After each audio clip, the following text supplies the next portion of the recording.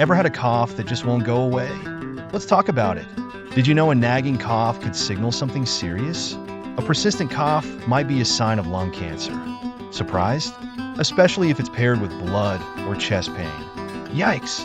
But here's some good news. Quitting smoking can help. It greatly reduces your risk of lung cancer. Isn't that amazing? So, if your cough lingers, don't ignore it. Get checked out, stay informed, and take care of your health. You matter.